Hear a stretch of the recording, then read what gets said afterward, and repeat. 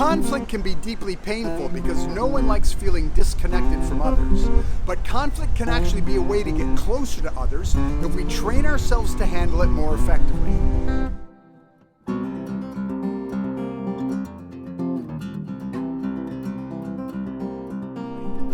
My name is Rick Lewis. I'm on site in Nashville this week for a client, and I'm talking about conflict to their customer service team.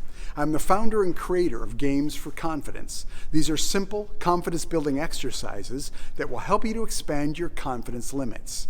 Today is Game Monday, the day I share a simple exercise in 3 minutes or less that you can focus on for the week to fuel your confidence growth. We avoid conflict when we have limited skills to handle it. Most of us only have one conflict style that we default to in every conflict situation, and while it sometimes works, at other times it makes things worse. We need to have access to other conflict styles if we want to manage conflict with greater confidence. The solution I have for you is Game 2 of Games for Confidence. This game is called Fight Differently. It will help you learn to access alternative conflict styles that you can use at the right times to improve the outcome of personality and communication challenges. So here's the game. Just observe yourself this week as conflict situations arise in your daily life and identify your default conflict style. There are 3 basic conflict styles: avoid, accommodate, and compete.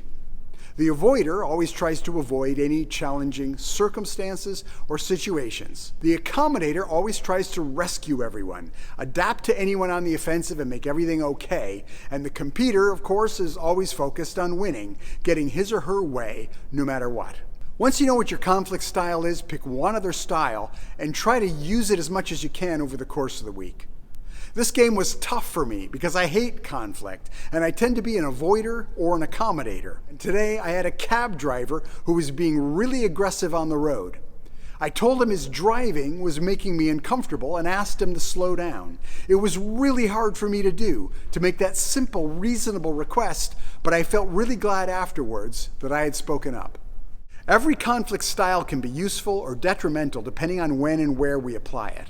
Sometimes it's wise to avoid conflict and let it pass. At other times, being more sensitive or accommodating to how others are feeling and what they're experiencing can greatly help restore connection to a conflict situation.